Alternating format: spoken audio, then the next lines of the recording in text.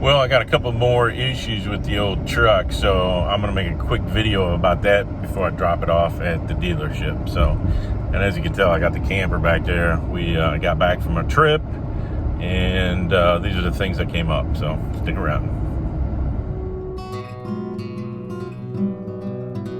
So, we went to North Carolina, and all of a sudden, even though I was in the mountains, I started getting all these fault codes: hill descent, service advanced track, hill descent control fault. So I didn't do anything. I don't know what's going on with it, but that's one thing or two. The second thing is I accidentally found out about what death wobble is with my wife, daughter, and mother-in-law in here. Scared the living bejesus out of all three of us, and the only way I could get it stopped was to pull over to the side of the interstate and come to a complete stop.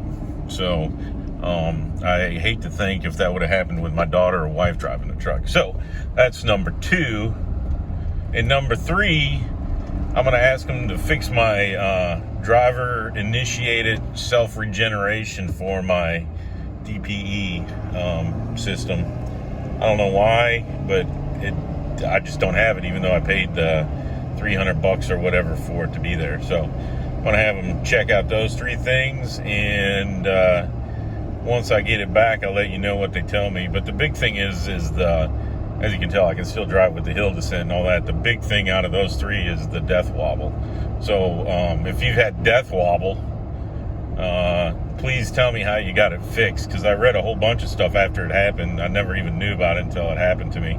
And a lot of them say that the Ford dealer can't even fix it, that I need to take it to, or I need to put some other kind of steering stabilization kit, and a lot of people pointed towards the Fox kit. So anyways, and just for everybody's edification, I have not changed anything.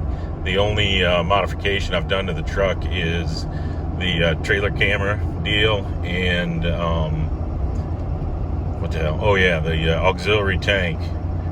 But other than that, all the suspension is 100% stock. It's got the stock tires on it, stock rims, everything. So we'll see how that goes. But again, as always, I appreciate everybody watching, liking, sharing, and have a great day. And I'll give you an update once I get it back from the dealer.